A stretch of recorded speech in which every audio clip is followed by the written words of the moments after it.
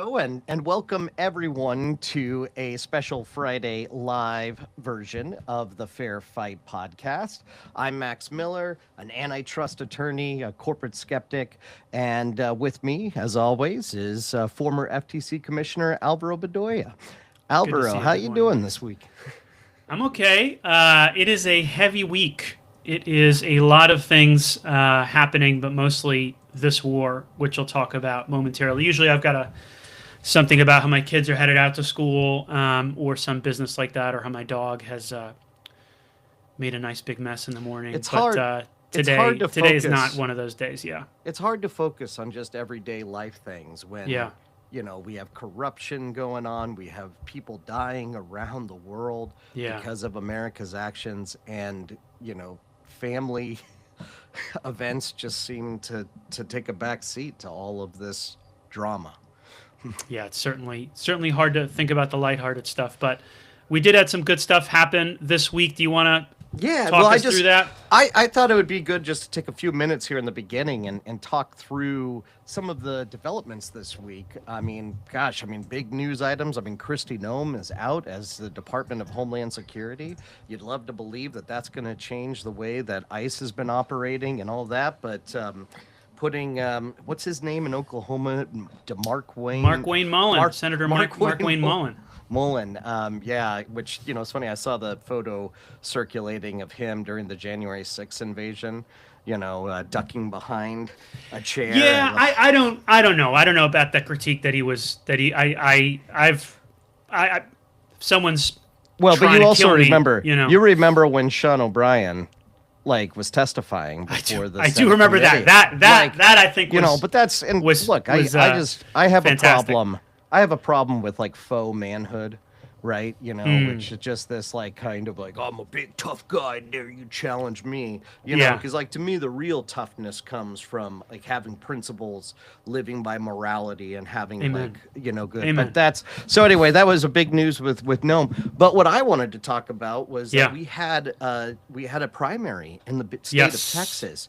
And Yes. just there's some phenomenal indications that this economic populist message has an ability to reach Yes. rural America in a way that the Dems just seem so reticent to pursue Yeah. this, right? Yeah. They seem so against the idea of us taking on corporate power. But when we have candidates who do that, such as Graham Plattner up in Maine, such as Tallarico in Texas, it seems to be appealing to voters. And Tallarico, and not just the fact that Tallarico won against Representative Jasmine Crockett. Jasmine Crockett, who it seemed that the Democratic establishment was pushing, to try to get her to win. But the turnout in Texas was the largest it's ever been for the Democrats. And the Democrats actually outpaced the Republicans. And they had a contested primary with, Cornyn and what's his name? Former AG. Ken Paxton. Ken Paxton, yeah. I don't think he's former. I think he's current, right? Oh, current AG. I'm sorry. I just Yeah. keep thinking that he was No. impeached, but he was impeached, just not removed from office. Oh, learning those distinctions. That's right. But anyway, yeah. So that was big news. But then yesterday, one of Well, our could we one talk of our- for a second about Tallarico? Absolutely. So, what I think is remarkable is I do think the wind is starting to shift. Yeah. Because for so long, Democrats did not want to take concentrated corporate power on. And some folks who you might not expect to take on corporate power are doing so and are just flying that flag unabashedly. Tallarico, my understanding, wasn't really known as someone who was an economic populist in the Texas State Senate. I could be wrong about this. I did not track his career, but among the folks that we know, Max, that we're friends with, we're colleagues with, he kind of came out of nowhere. And what you heard from him was honestly the message you hear at the top of our show every live and in these recorded episodes that we're taping in the background, which is this isn't about left and right. It's not about your neighbor being wrong, your neighbor being your enemy. It's about the money at the top hurting all of us underneath. So he did that thing. And the second thing he did was talk about positivity and he had a Yeah. hopeful message. Honestly, very similar in his own sort of Texan, former middle school teacher, pastor way as Zoran Mamdani, I would say. Zoran, Mayor Mamdani did it in his own way, with those videos he posted, many of which were completely hilarious. Tallarico did it in honestly, a bit more of a Barack Obama cadence. I think so. Yeah. And that's a good comparison, actually. Yeah. It's like kind of that straightforward talking to people. Yeah. Yeah. And I think it really connected with people. Obviously, the hilarious decision by CBS to make Colbert not broadcast him, pushing Colbert into putting him on YouTube instead. You know what the Streisand effect is, right? Absolutely. Yeah, but you should explain what it is. Well, so I forget the gentleman's name who coined this phrase or whatever, but it all relates back to an attempt by, I think, Barbara Streisand to like suppress a video or something that was piece of information that was embarrassing. And I think it was a photo of her home, of like a multi-million-dollar home, and she sued. But it was the idea of the Streisand effect is that the more that you try to suppress something, the more that you try to be draconian in stopping it from getting out, actually it finds a way of becoming more popular and people have more access to it because of your attempt to stop it. So anyway, that seems to be what happened with the Tallarico interview situation. The FCC sent very strong message to CBS that they would take action if Tallarico was able to appear. Stephen Colbert kind of called their bluff and was like, well, I can release it on YouTube. And he did. Yeah. And it had far more viewership than it would have if it had just gone out live on TV. Yeah. So go ahead. Well, I was going to talk about what happened yesterday. Well, but before yesterday, I did want to talk about Tallarico because you said that he's doing it in this very peaceful way. But I think that for those on the progressive left who are like trying to take on corporate power, trying to do it, there does need to be a little bit of like a call to action too. And I don't know if you saw his acceptance speech, but he talked about Jesus flipping tables at the temple. Yeah. And I didn't see it. I heard about it. Yeah. And so I think this is important is that it's like, well, we can all hold hands and say we're together, right? We're in together in this fight against the oligarchy. Like there has to be action. And, and I think that imagery of like the peaceful Jesus who wanted everybody to come together, but flipped tables at the temple where the money changers, had taken over, basically corrupted the church, right? His church. A little bit of action is necessary to make that message really take hold.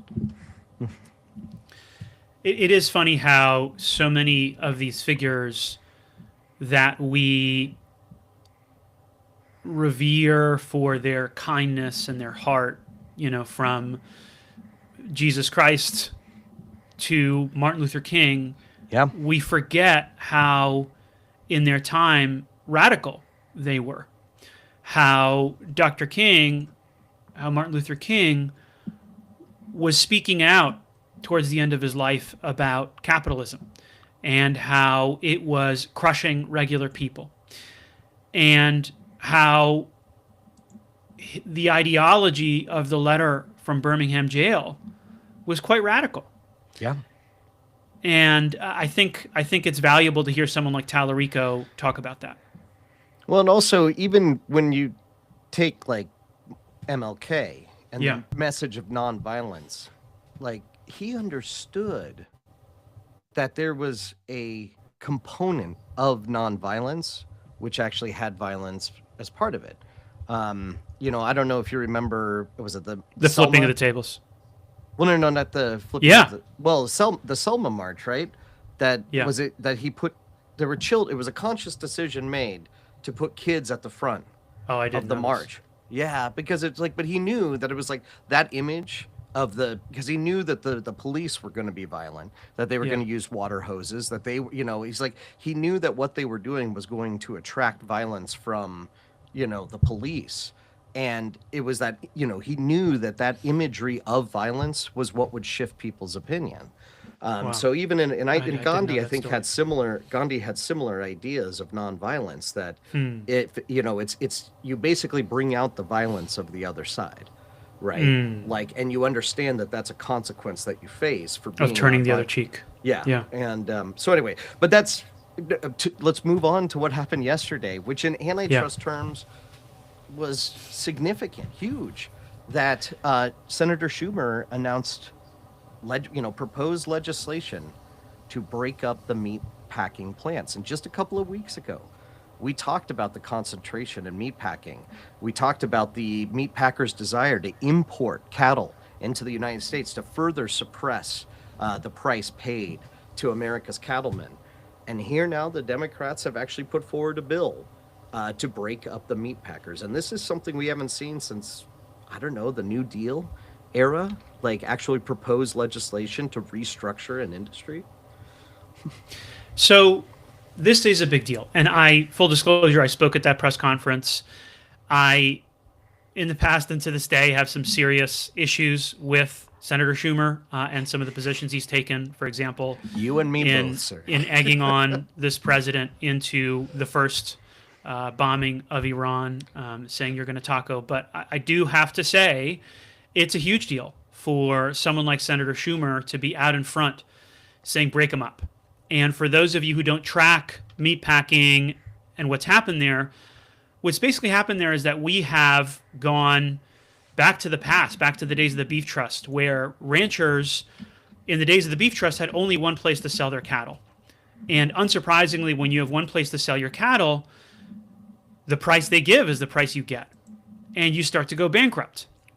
Now, again, one of the first visits I did as a commissioner was thanks to you, Max, in a little hotel outside Des Moines with a room full of corn growers and cattlemen who said, yeah, I only have one place to sell my cattle. It's so far away that my cattle die in the heat of the drive. That when that one place closes during COVID, I have to euthanize a warehouse full of cattle and hire high school kids to dig holes to put that cattle in.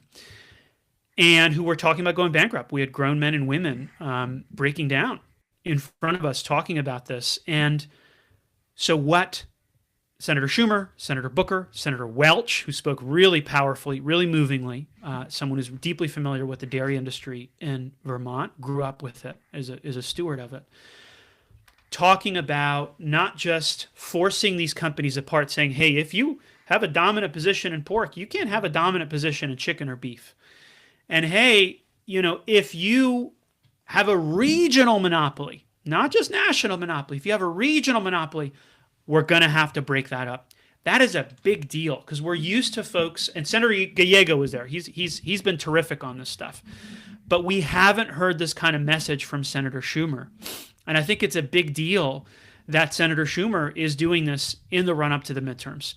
He understands that when you have one place buying cattle, it doesn't just screw over the rancher who used to get 70 cents off every buck you spend at the grocery store on beef. Now they get 30 cents. It doesn't just screw over the producer, it also screws over the consumer because you have middlemen raking in these profits that could be passed on as lower beef prices for ground beef for consumers. I'm pretty sure you're the same way, Max. You're a dad, you're a mom. Ground beef is a staple. And some of the prices on ground beef are completely bananas. And so to have someone like Senator Schumer saying, not something like, well, we're going to start policing this industry once we're in charge, just saying flat out break them up. And to have, I think, 12 Democrats on there. Again, this is a message that Senator Warren, Senator Sanders, Senator Gallego had been putting out there. We now have folks like Senator Booker, Senator Schumer out there saying the same thing. And especially with Schumer, this is a really big deal. And so and it seemed I'm like happy to see it. Yeah, and part of the message, it seemed, was about the foreign ownership, too. Which, Yes. I think Americans have to be aware of. Like, Yes. when I first started looking into the beef industry, years ago, I was shocked to find out how much Brazilian companies control America's beef industry. Yeah. So, anyway, I think we have, because the biggest news, as far as I'm concerned, this week was the fact that we, seemingly without any provocation, started bombing Iran. We attacked along with Israel. We attacked Iran. And Khomeini was killed in one of the first strikes There has a bit of a power vacuum now in Iran, and there seems to be no end in sight to this. There have been effects to the oil markets as the Strait of Hormuz, is it pronounced Hormuz, has been essentially closed. 20% of the world's oil moves through that strait. Um, this is insanity, Alvaro. And I wondered, can you tell us a little bit about what's been happening in Iran? So let's first talk about the human cost to this.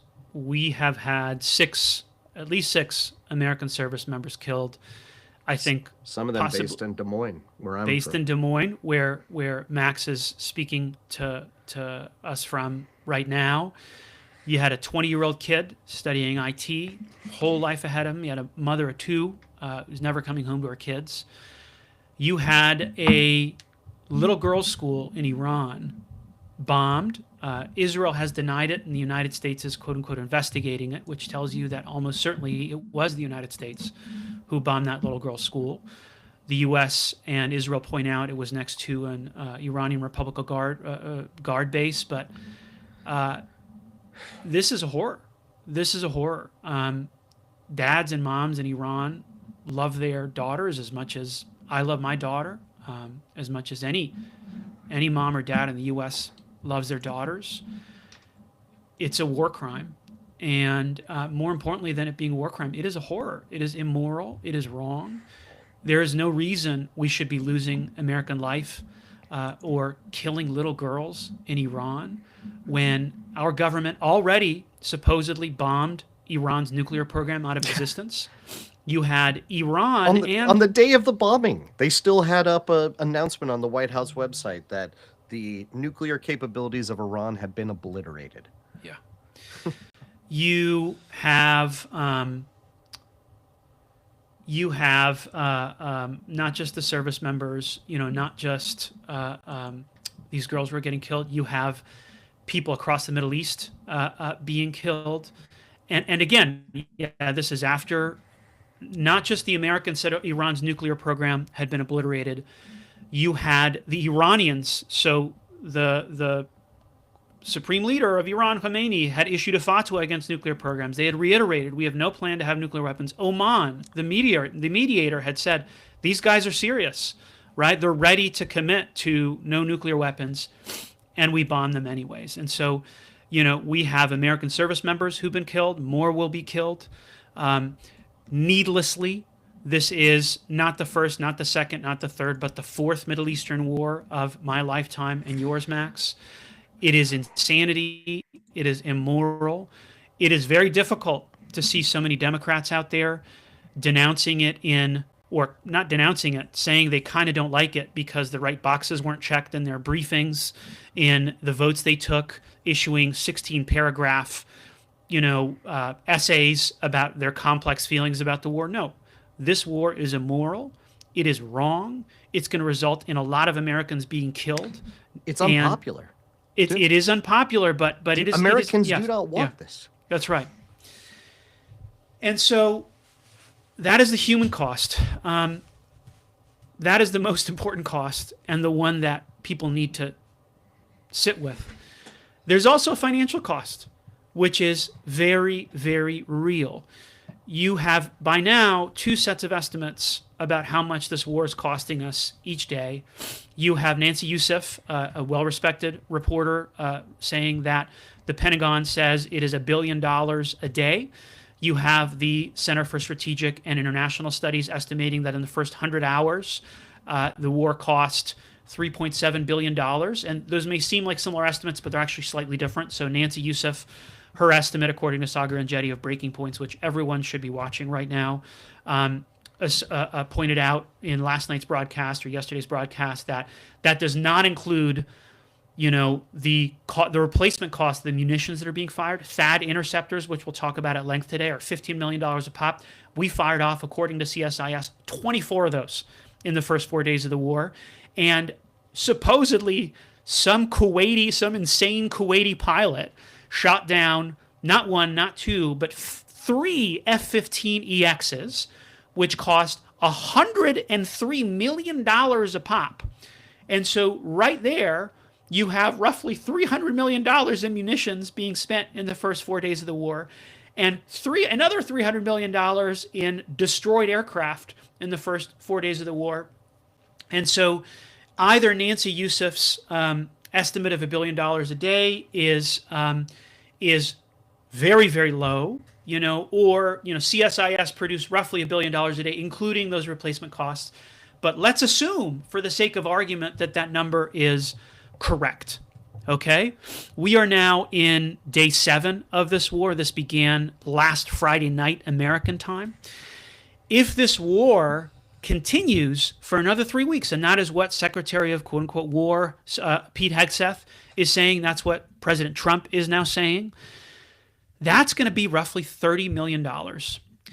And that, my friends, is the cost of billion dollars. Forgive me. Yeah, just one. This thing is 30 days, according to what I'm pretty sure is a conservative estimate. That is $30 billion in American taxpayer money. Guess how much the ACA subsidies, the healthcare subsidies that were supposedly way too expensive last year, cost per year? We can't afford to help people. Can't afford it because it's $30 billion. Me and you, Max, have had the experience of going to meet with people and talk about how their kids are going to school hungry in South Dakota. Guess how much it would cost to feed every single American kid lunch for free every day? $30 billion.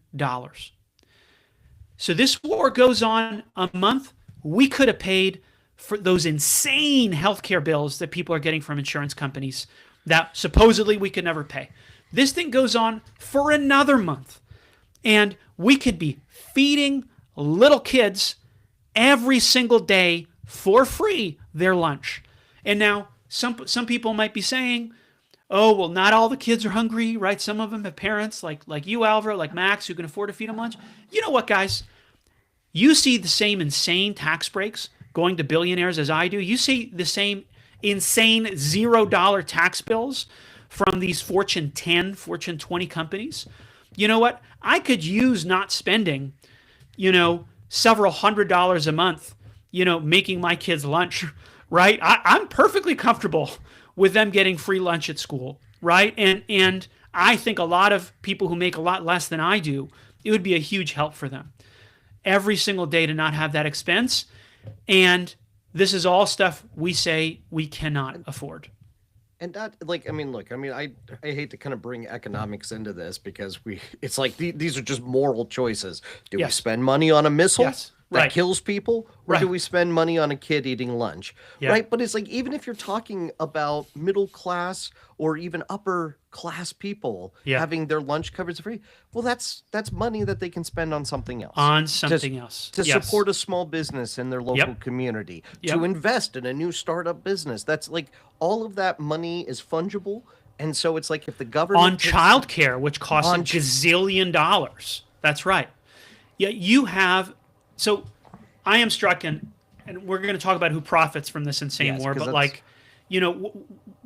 one thing I really sit with is how the basics of day-to-day are not built for being a working parent, right? Like school, but school starts at like 9:15 and lets out at like 3:30.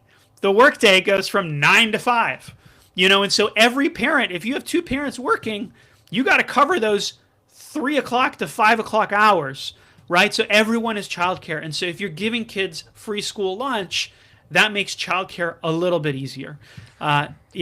But can we also talk about, look, I don't know if you know this, but I sit on my kids, the school district, their policy committee. I didn't know that. So I we revise policies on a or every couple of years policies get looked at, and there's a committee of parents to just last night I had a meeting, and they were talking about debt collection from parents for school fees and for lunch and like that, and these policies that and I'm like, I won't give the number, just, it's public information, but, it's amazing to me how much parents actually now pay for public school.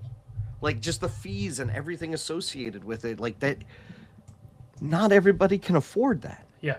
We're making education unaffordable, Yeah. and yet we're spending $30 billion a month Yeah. to bomb a country that all the evidence points to was not an immediate threat to Yeah. either the United States or Israel. I mean, I've seen those. Have you seen those videos of Netanyahu talking about Iran's imminent threat? Yes, going for the back last to like 30 to 40 for years. the last 30 years, Iran's Yeah. just they're 2 weeks away from making a nuclear weapon, and it's like, and I just am so angry. Yeah. And but why, Alvaro? Why, when Americans don't want this, when this doesn't serve the United States interests, when, why is it? Why is it that we are now at war without a declaration of war from Congress? Why is it that we are at war with a country and bombing school children Yeah. in Tehran? Well, look, there's a lot of answers for this, and part of this is this president's warmongering, but part of it is the fact this is big business, and people are making money from it. And so we just talked about the cost of this war, the human cost, the economic costs, but there's also profit in it, and not just a little profit, a whole lot of profit. So let's start with oil and gas and focus on LNG, liquid natural gas. The United States is now a huge exporter of LNG. Who else is a huge exporter of LNG? Qatar. Qatar sends tons of LNG through the Straits of Hormuz to Asia, to major allies of ours like Japan, like Korea. And now those nations are struggling to try to fill their LNG needs from Australia. And guess who else? The United States. And so maybe we can throw on, we have two of the three top exporters of LNG here in the United States in the form of a company called Cheniere, which has grown explosively in the last 10 years, and another company called Venture Global. Here is what has happened to the stocks of Cheniere and Venture Global. Can you see that, Alvaro? I can, yes. Okay. And so what you're seeing right now is year-to-date, the stock price of Cheniere Energy. Benjamin Netanyahu started talking about a second strike in Iran right at the end of December. And you can see what's happened to that stock price. Let's see what's happened to the stock price of Venture Global. This is another American company, I think the fastest growing American LNG company opposite Cheniere. Okay. All right. Here is Venture Global. Is it sharing? That's quite an arc of a stock price. And as you'll see, right around that February 27th date, this thing skyrockets. And sure enough, we have reporting from the New York Times where those companies say, and I'm grateful to Claire Brown for this reporting, these companies say we are well positioned to fill this need. But there's a wrinkle here that we do have to talk about, which is that these are not just any natural gas companies. These companies are major supporters of this president, Donald J. Trump. Many of you will remember in 2024, there was a moment in the campaign in the summer when President Trump had a dinner in Mar-a-Lago with oil and natural gas executives. And he did something which I know it's really hard to be outraged, but is just bananas. He said to them, I need not $1 million, not $10 million, not $100 million, not $500 million. I need $1 billion. Will you please give me $1 billion? And guess who was at that dinner? And maybe you can throw up the political coverage of that dinner. Guess who was at that dinner, Max? We had the chief executive, according to the New York Times, of U.S. natural gas exporter Venture Global LNG, and you had the CEO, Mr. Jack Fusco of Cheniere Energy.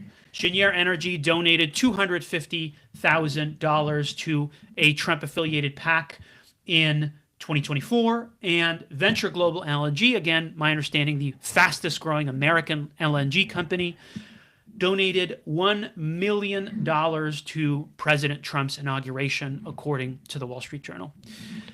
So I don't want to say, I think one of the things that happens with people like me and you who talk about this is is it's easy because the stuff is so outrageous for this to become some kind of caricature. Oh, Trump did this to enrich his oil and gas executives. And I don't think it's that simple. But what I do know is that when you make a hard decision, if you have powerful people who are texting you, who are still slapping you on the back saying, hey, man, we got you. Hey, man, we understand. That makes a really big difference. And what you see is that these major backers of this president, Donald Trump, are going to profit hand over fist from the energy shock that's going to come from this war that we're already seeing from this war. Can I point out too, it's not just Trump. Yesterday there was a war powers resolution that was proposed in the House. 4 Democrats. Yeah, no, it's bananas. Switched over bananas. To vote against the war powers resolution. Right. Do you know how many Democrats were needed to flip over in order to defeat the resolution? No, I don't actually. 4. Oh my Lord. If those 4 had voted for the resolution, it would have passed 216 to 215. Yeah. Right? But they switched over in order to ensure its defeat. Wow. And here's the deal: is Jeffries going to do anything about this, Alvaro? Like, is he going to take DNC funding away from those for doing it? No, because this was orchestrated by the Democratic Party. Oh, you think so? Oh, absolutely. And it's because those same companies that greased Trump's palm, for his campaigns, they make sure that, certain Democrats stay in power too. And so the fix is in.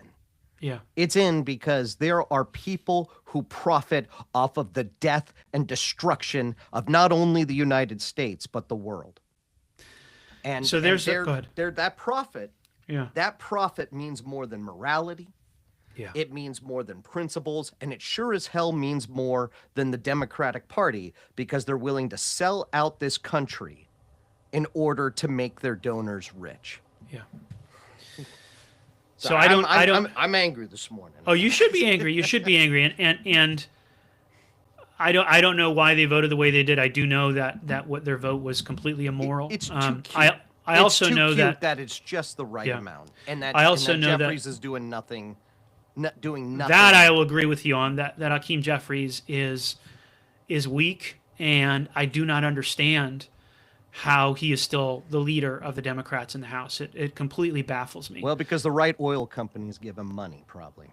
So let's talk about who gets this money, though, because this week there was a new paper out from Professor Isabella Weber and Professor Gregor Semeniuk, who are at the University of Massachusetts, because they went in. Before we get into the paper, can we just talk a little bit about Isabella Weber? Please, go ahead. Well, no, she's just been an excellent progressive economist out there. Look, I rail against economists all the time. Right? I wouldn't know from your online presence, Max. Yeah. I just, the entire, the thing that bothers me about it is it isn't a scientific field, right? Yeah. There's just too much, that they can play with to make conclusions and all of that. But there are a few economists out there who I feel like they are trying to pursue the best policy for, everybody. Yeah. And Weber is one of them. She has just been fantastic talking about price controls. Economists say, just categorically, they say price controls never work. It always raises, the price of everything and blah, blah, blah, blah. And it never works. It never works. And she presents all the data and evidence that shows that actually done in the right way, it can lower the costs for everybody and actually increase profits and do all these things that the economists say never happen. So anyway, I just want to point out that she's doing great work, and I love her scholarship. Absolutely. And so she and Professor Semeniuk went in and looked at the last big energy shock, which was around the war in Ukraine. And they tracked the profits from that war, which came in the form of increases in profits from certain businesses, which came in increases in stock price of certain businesses. And they tracked down to the 0.1% where those profits flowed in the American population. And so maybe you could throw up, I think it was A6, the key graphic from the Weber and Semenyuk paper. And it's going to be a little overwhelming at first, but I really think people need to sit with this. Because while people paid more at the gas pump and paid and just shoulder that burden, certain people were seeing their stock portfolios explode, seeing the value of the companies they own explode. And what they figured out, Max, was if you look at this graph, if you look at the upper right-hand corner of the graph, they figured out that there's roughly 360 billion with a B dollars in profits flowing from this energy shock caused by the Ukraine war. Of those $360 billion, the top 0.1%, 0.1%, the top, 1 in 1,000 people in this country got $92 billion. The remaining part of that 1%, the 0.9 of the 1%, got another $98 billion. And when Professor Semenyuk and Professor Weber added these things up, it meant that the top 1% of the American population captured 50% of the profits from this energy shock. They made 190, the top 1 out of 100 people in this country, made in total, across all of those 1 in 100 people, $190 billion. And this bar graph at the bottom makes the same point, right? Dark purple is top 0.1%. They see a quarter of the profits of this war. The remaining 0.9%, that poor, bottom 0.9% of the top 1%, makes enough so that over half of the profits of this war are flowing into the 1%. And this is enough money, they point out, to outpace the impact of inflation on these people's livelihoods. It is enough for them to make money, right? And so when you see another energy shock like the one that is occurring right now, Alvaro, go ahead. It's a wealth transfer too. Yes. Right? Yes. Say more about that. Well, when you think about what these profits are, it's the higher amount that average Americans are paying at the gas pump, right? So it's their wealth. It's the average American's wealth being transferred to the upper 1/10 of 1%, the upper 1%. Yeah. Yeah. Can I stop sharing this? Yeah. Okay. All right. So we have a situation where nobody wants war like this, right? I don't think Americans in general are just categorically opposed to war, right? But it's we certainly need to have a reason to go to war. And if you remember, on one of these previous lives, I've talked about Dwight D. Eisenhower and the military-industrial complex, right? He warned, and I have a lot of respect for Eisenhower. Yeah, hard not to respect him. Oh my gosh, what he did in the European theater. It was funny. My I guess it was Patton, not Eisenhower. My grandmother's boyfriend, after my grandpa died, he actually drove Jeeps in World War II, and he would drive. I think he did drive Eisenhower around at one point in time. Oh wow! He was like Patton's personal driver. Which wow! But anyway, but Eisenhower saw the horrors of war. Yeah. He saw what World War II did to Europe, to the populations of Europe, and to America too, costs and all that. And he warned about the idea of having an economic system that becomes dependent upon the profiteering of war. And he said, you're going to get, if you allow kind of private corporations to profit off of war, you're going to get more war.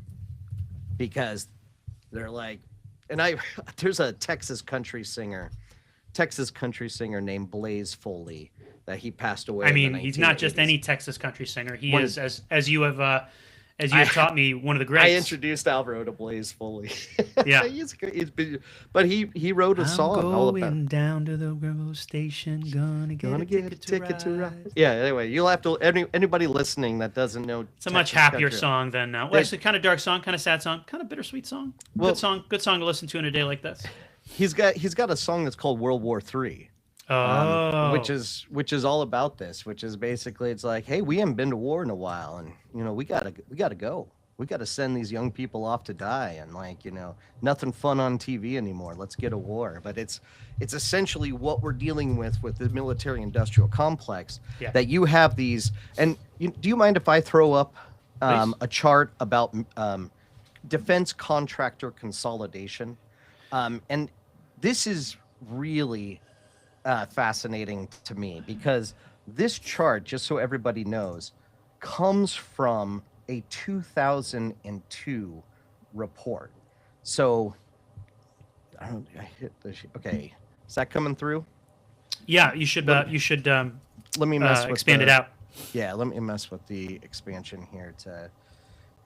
I don't know if it's going to be. Oh wow. Yeah, but the consolidation. I'm going to do both of us here so that we can see this. The consolidation over a 20-year period. And I know the whole chart can't be seen there, but you're talking about four. Did I lose it? All right. No, it's still up there, bud. All right. So you've got now Lockheed Martin, Oh Boeing, my gosh. Raytheon, which now is, I think, RTX is what it trades as, Okay. Northrop Grumman, and General Dynamics. That, and perhaps, Alvaro, I think you've talked about this before, the Last Supper. Yeah. Yeah. You should talk about what it is. Well, if you think about when you look on the left side of that chart and all of those different companies that were competing for defense contracts, right? And they were being propped up by government spending. That was during the Cold War. And, look, the Cold War was extraordinarily profitable for a lot of companies in the United States. But after the fall of the Soviet Union in, what was that, 1991, you basically had government funding cease for all of these Cold War products that were being churned out by these companies. And so there was, was it 93? I think it was. 1993. Yeah. Yeah, a meeting led by the government basically to say, hey, look, we're not going to be able to support your industry anymore because the funding's just not going to be there. And of course, that led then to this massive amount of consolidation. And so this goes back what I was talking about with Eisenhower in the military-industrial complex. You have, and I'm going to use some vulgar language here, right?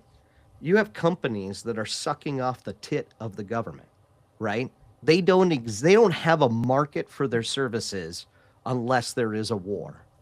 And in order for them to keep churning profits, in order for them to keep satisfying shareholders' desire for profits, they have to manufacture war. And I think that's what we're seeing in the United States now. I mean, quite frankly, I'm such a cynic. I'd say that, we were seeing it in the early 2000s, with the invasion of Iraq, with, it's these constant military actions around the world, right? That's all just profit margin to these companies. So why don't you throw up the stock price of the one which I think it makes sense to focus on today, which is Lockheed Martin. Yeah. No, so Lockheed Martin is the manufacturer of the THAAD missile interceptor system. And these are interceptor missiles which cost somewhere in the ballpark of $12 and $15 million. And what you see in terms of Lockheed Martin is the result of that consolidation, where you have a company that's created that, by seemingly all accounts, is the opposite of efficient. It is bloated. It is slow. It is not responding quickly to the needs of the American government, at least, stipulating whatever those needs are, right? I think that those are moral choices that we've talked about here. This is not a company that's tripping over itself to innovate.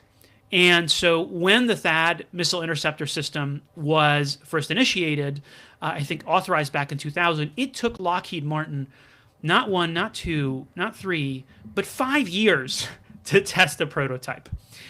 And then you have a report from the Government Accountability Office and subsequently Bloomberg pointing out that in 2016, the company was looking at an order of 48 THAAD missile interceptors. It was only able to produce somewhere around 21.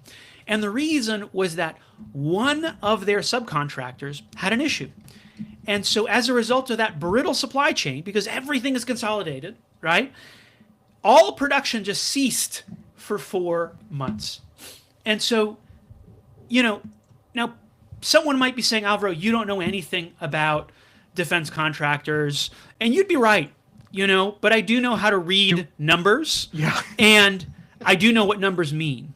And so when you look at the profits of this company, it is very obvious that this company could be taking those profits and putting them back into its systems, its development, to make them more efficient, make them more nimble, make them better, or make those missiles cheaper.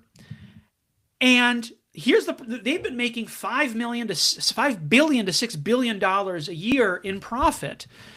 And that for me looks like the definition of a bloated defense contractor that is not responding nimbly to the needs of the American defense system. Can we talk about one of the peculiarities of defense contracting, which of course was the single source? Well, I was going to talk about cost plus.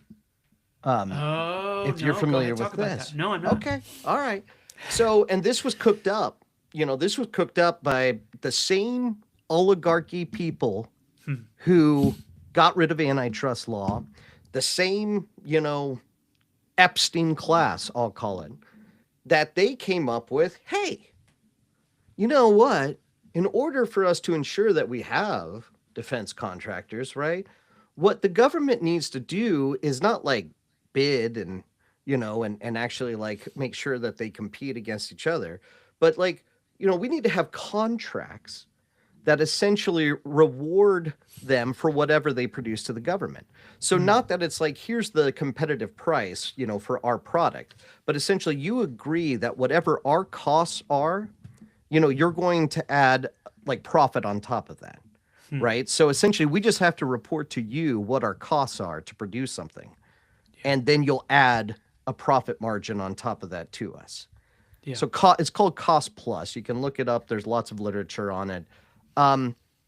Look, I'm not an economist, but I also understand numbers. And I understand that if you have no incentive to drive costs down, you won't.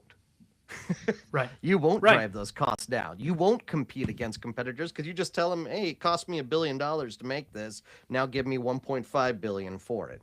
And then next time it costs me 1.5 billion and you give me 2 billion for it. And we've gone from a market of 51 different defense contractors to 5. And so you don't need to be an expert in defense contracting to be familiar with what a market of 4 or 5 companies looked like. That's the market for smartphone, cell phone contracts.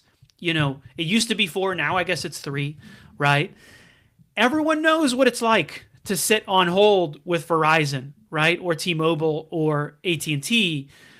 And that is what we're seeing here. And sadly, the tragic example of this is what's happening to American service members right now in the face of these Shahed drones. So Iran manufactures these not terribly sophisticated drones, right? I don't think they can maneuver. I think it's basically like a straight shot. They don't move very fast. I think it's like 120 miles an hour, and which for a projectile is not very fast. But they make them for somewhere around $50,000 a pop. And what people need to understand about this tragedy of these 6 American service members who died is that they were in, my understanding is, like a triple wide trailer that was defended like we defended stuff in the last Iraq war and in the war against ISIS, which was it had concrete barriers around it to prevent against IEDs and basically a truck bomb being driven in. And what it did not countenance is what every single one of us has been seeing in the war in Ukraine, where Iran has been arming Russia with these same Shahid drones.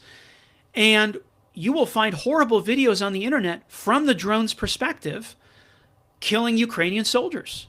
And there's also videos on the internet of Ukrainian drones killing Russian soldiers. Nowadays, death comes from the air in these cheaply mass-manufactured drones. Well, and what is quickly coming out... People in cities across the Middle East are finding that out too. Yes. Because these Americans across the Middle East, that's right. Well, these drones are hitting hotels and high-rises across the Middle East, where a lot of American service members have been really strangely moved, where a lot of Americans live, where a lot of just regular people live in these countries. And what is quickly becoming clear is that our defense industry doesn't really have an answer to it right now. And what it certainly looks like is that these defense contractors, considering how long the Ukraine war has been going. It's been 4 years. And what it certainly looks like is that these defense contractors have just been plodding along, producing their $15 million a pop or more interceptors, right, that are designed to intercept these ballistic missiles, right, streaming through the air, and you're going up against a $50,000 drone, right, that this country seemingly can mass produce. And so I hope I am wrong about what certainly looks to be happening here, but that is what it looks like, is that we have a defense industry that has not met this moment. And I think part of that is because of how few of them there are, how much money is flowing into them, how profitable they are. Without consequence. The money is flowing to them regardless if they do a good job, if they keep costs down. They just get to cash that paycheck at the end of the day, no matter what. Mm-hmm. Yeah. So that is where I think we are. And go ahead. Oh, go finish your thought. No, I think we should maybe touch upon some of the weird stuff happening with AI here. That's exactly where I wanted to go. Go, please. Well, especially talking about drones, right? And drone technology, because we're not just talking about like death coming from the air. Yeah. We're starting to talk about death coming from a computer. Yeah. You know, when you're creating these types of weapons that are unmanned drones that are able to go into a populated area and you know, do strikes. And, you know, in an ideal world, a human being is still making the decision as to whether or not a strike happens, right? Not to wax philosophical, right? But I always think about the Cold War and all the different nuclear threats that we had, right? And have you heard this story about this one Russian guy, I forget his name, that maybe saved the world from nuclear catastrophe? Yeah. That it was like, but basically the Russian systems were malfunctioning and saying that they were under attack. He was skeptical about it. He basically double checked it. He, you know, his orders were that he was supposed to, you know, fire the response, right? But he hesitated because he knew that there was a stronger possibility of like a malfunction, right, than of there actually being an attack. And he was right, and he saved probably countless lives around the world because he didn't do his, you know, duty. Now replace that man with an AI program, and what happens to the world? Mm-hmm. Yeah, and I actually want to talk not about this whole Anthropic versus ChatGPT dynamic. Interesting. Okay. Let's talk about it briefly, but I want to talk about what I think is the bigger thing, because I think this Anthropic versus ChatGPT dynamic is a little bit of a red herring. But in a nutshell, it seems pretty clear that the American military used Claude, which is the product made by Anthropic, to sift through lots of data for the Maduro kidnapping and seizure of the Venezuelan president and quote unquote extradition, although they just got the guy, killed a bunch of people and brought him to the U.S. So it seems like Anthropic was used, and at a certain point, Anthropic's head, Dario Amodei, said, "Look, we refuse to have our product used in these systems where there's no human in the loop and there is automated killing of people." And so Pete Hegseth got all worked up about it and said, "No, we draw a red line." And Anthropic was effectively, and I don't know the current status of this because my understanding is that their products are still being used in the Defense Department. But I think Trump did he made a statement that they're banned, and then they used it. And then they kept on using it. But of course, there's some positive press going to Anthropic, and then Sam Altman, which is good after their, wasn't that the CEO that was caught cheating with the woman? Wasn't that Anthropic? Oh, I don't know. I don't want to get into the personal stuff of these people. Not out of some respect, out of personal whatever. It's more. I think it's a distraction from some of these. Totally is. So anyways, sure, it's good that Anthropic said that, but I don't think we should over-index on them, quote unquote, drawing this line, because there's something much bigger happening here, which is that these AIs are being used to produce target packages for the air forces of first Israel and then the U.S. I just put in the chat, Max, I don't know if there's a way to throw it up on the screen. This is a piece of reporting from 972 magazine that occurred during the war in Gaza. And this is a well-respected magazine that basically did some original reporting around the fact that the Israeli military was using an AI that was called Lavender to produce target packages to bomb Gaza. And so what basically happened at a certain point in Gaza, it seems, is that the known targets that the Israeli military had, and this is one of the most sophisticated militaries in the world, they just started running out of targets. And so what happened is they, apparently, according to 972 magazine, started feeding some of this information into an AI, which would just produce target packages that the Israeli military would then, according to them, to the military, all right, then basically sign off on and say, okay, good to go. Go ahead, right? And so we now have and you can pull that down now, a very similar situation with the U.S. and Israel and Iran.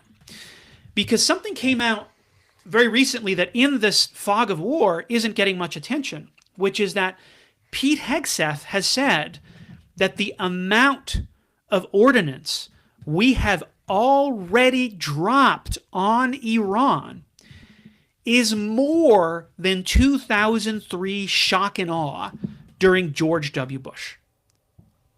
This is 7 days into this conflict. We have already dropped more ordnance on this nation of 90 million with its capital of 10 million people.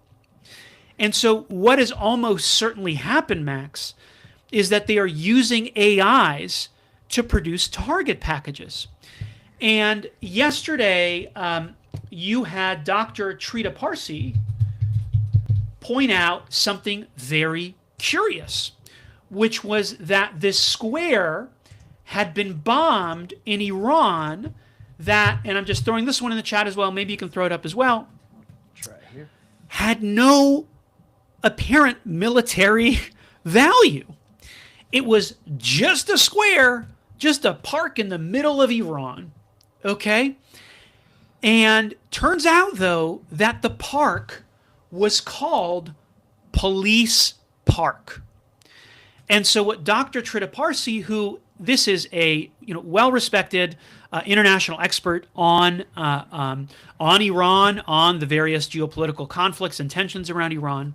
So he asserts that this was an Israeli bombing of Police Park, and he is putting forward the idea that they bombed this because it was called Police Park.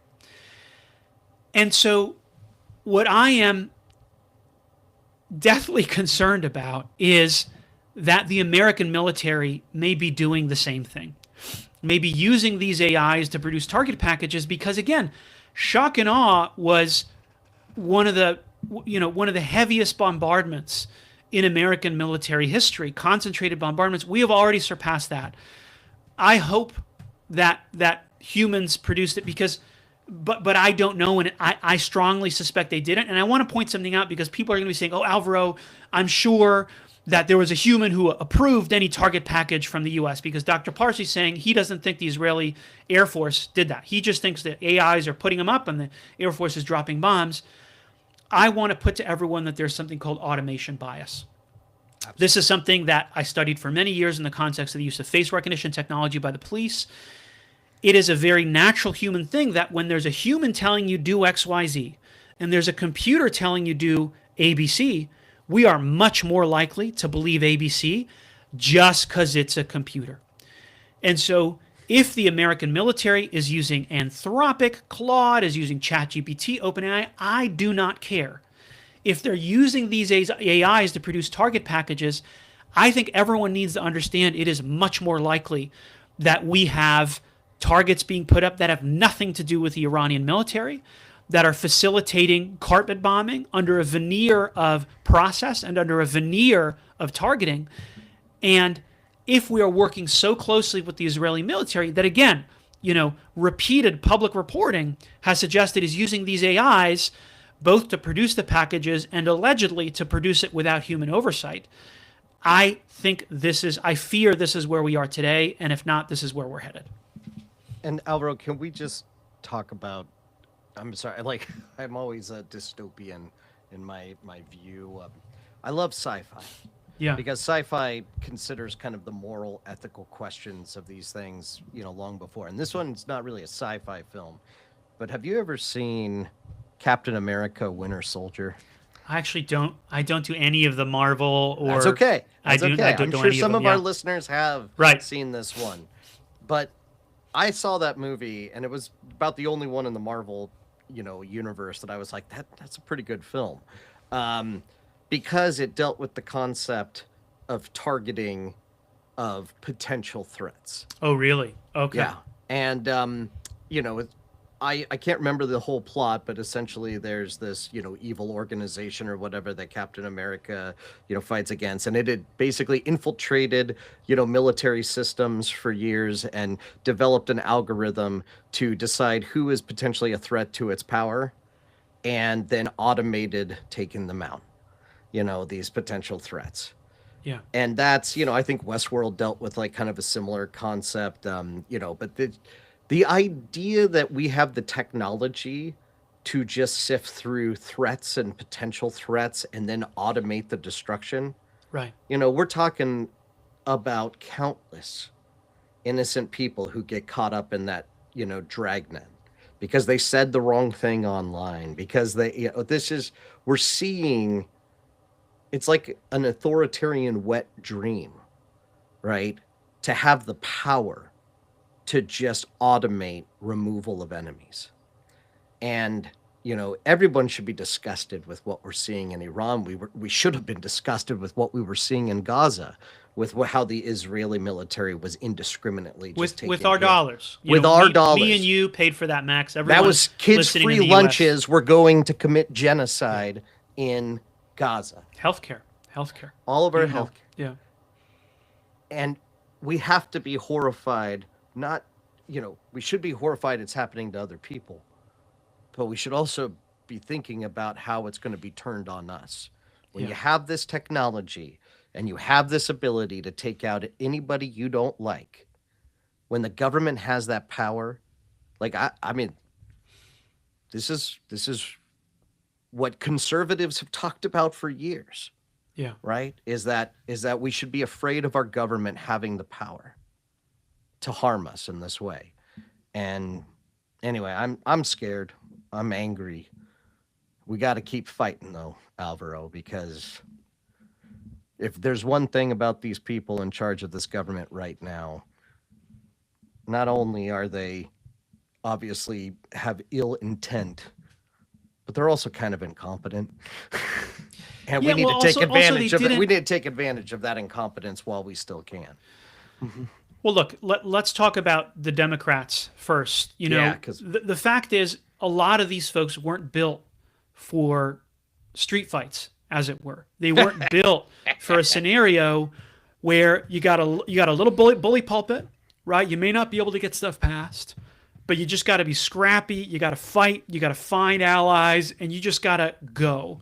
And I was literally about to say his name. Ro Khanna is right at the top of this list in terms of his scrappiness. And thanks for Massey on the Amen. Republican no, I mean side it is. too. These are profiles in courage. These are profiles in courage, and we need to press our lawmakers to oppose this stuff. So one thing that happened yesterday was that all these Democrats went out and voted, to with the War Powers resolution, put forward by Tim Kaine, and then right afterwards there was a talk of a $50 billion plus up to the defense budget because this thing is costing minimum $1 billion a day. And a bunch of Democrats immediately, so I think it was Politico, started calling around and being like, all right, guys, well, are you going to be for this? I mean, you're against the war. Are you for money? And all these Democrats are like, oh, well, yeah, I think I'm going to pay for it. But very quickly, was like, we're in it. Some Democrats changed their position when they said they would vote for it. And immediately there was an outcry and people flipped on it, right? Did Slotkin walk that statement back? No, I don't think Slotkin walked it back. But like, pressure from the public works.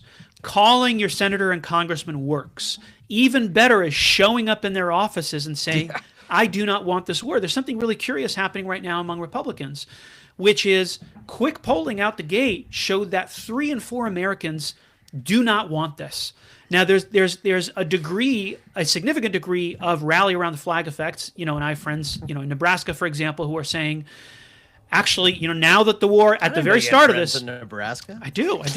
At the very start of this, people are against it, but now that the president's for it, they're saying they're for it, right? So there's that rally around the flag effect. But I know that there are Republicans, and there's a hell of a lot of independents who are against this war. Call your senator, call your congressman, tell them that, because the curious thing that happened is that this war powers vote was effectively party line. You had Rand Paul and Fetterman switching positions. But other than that, you had people like Collins from Maine and Murkowski from Alaska. Collins, who's about to go down in flames in the face of Graham Plattner, voting to authorize this war. We hope. Mm-hmm.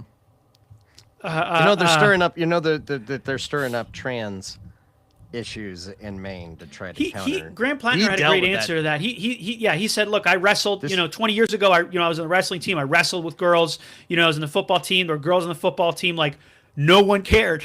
There's no reason. He correctly says this is a distraction from the economic problems that are being forced upon you. That's right. Yeah. So, folks, Max and I hope to be giving you concrete advice on how you can take action here. Truly picking up the phone, calling your senator, calling your congressman, showing up at their offices, right, is what you need to do to oppose this war. Give them the reason to have that street fight. Give them the reason to stick out against the flow if they're on the Republican side, because what's tragically going to happen is more people like the reservists out of Des Moines, Iowa, are going to get killed. More little girls and little boys and women and men, innocents across the Middle East, are going to be killed in Iran, in the UAE, and all these other countries. These are just people like you and me are going to get killed. And now is the time to act about it. So, that's Max, beautiful. Why don't we wrap there? That's beautifully said. And we're at a point in time we don't have the luxury to stay silent. Yeah. We don't have the luxury to hope that somebody else will step up. It's incumbent on each of us to do our part and fight against this flow. Yeah. So, Max, to everyone listening, we have a couple great updates. We are up in Spotify and Apple, and of course, still YouTube. And so, please, I'll try to have this episode will hopefully be up on Spotify and Apple by the end of the day. That's awesome. So please take a moment to follow and subscribe us on those platforms. I get to say for the first time ever, 5-star reviews, please. It is a huge help in promoting the show. And in the background, folks, we are cutting pilot episodes around Q&A. And a lot, folks who are familiar with the show say we talk about it as being inspired by Car Talk for the Messed Up Economy. And so up next, we're going to be recording an episode with the one, the only Cory Doctorow, the coiner of the term enshittification, where seemingly everything tech-related, everything internet-related starts off shiny, amazing, and new, and ends up as a big pile of ish. So if you have questions as to... Enshittification is kind of just our current culture and our current Yes. life, too. Yes, and so if you have questions about that, send them to ask@thefairfightpod.com. You can call them into 920-WE-FIGHT. You could also leave Let's stay on the call here for a second, because guys, I man the voicemail box. I'm lonely. Give me a call. Give us a call. Tell us your thoughts. Tell us your thoughts on these like live episodes that we do. Ask questions. Give us ideas for future episodes. Just give us a call. This is kind of, it's funny. Amanda and I were talking about this. Like, I'm a big Sturgill Simpson fan. I have no idea who that is. Oh my God, dude. Sturgill Simpson? Sturgill Simpson is a country music artist. You would love him. The guy is amazing. He's just releasing this disco country album. Oh. Yeah. I would like to listen to that. Oh, you should check it out, especially sorry for the language, folks, but he's got a song that's like, I want to make America fuck again. I want to make America learn to love again. Oh, wow. It's like so he's just this, rough and tumble country singer. But he's not releasing it on digital media. He's only releasing it in hard form. And so it's like, it's like something that's unique, right? Yeah. I feel like our phone number is that. Right? How many OG. podcasts gives you a phone number to call into? Not many. You can complain to us. You can call me an idiot. Whatever you want to do. Just give us a call, leave us a message, and maybe you'll make a show. And so please leave us a call. Give us a message about Cory Doctorow. Your questions for Cory Doctorow. Anything that's on voice will get first priority. But even if you don't do voice, shoot us a note. Yeah. Leave a comment, reply to the posts that are about to go up. And apparently, in addition to Steve Earle and Zach Brown Band, I have to listen to someone named Sturgill Simpson. All right. Man, you gotta. The song "The Promise" from the 80s, like, oh yeah, yeah, that one. Anyway, he did a cover of that. Really? Oh, it's amazing. Oh, that sounds amazing. You look up Sturgill Simpson, "The Promise," and all right, your life will be changed. All right, my friend. Have a great day. Everyone listening, you too, have a great day. Thank you for tuning in. We will catch you probably next Friday, 8:45 Next Friday, Eastern. we're going to try to do this weekly 7:45 Central. All right. Bye-bye. Bye.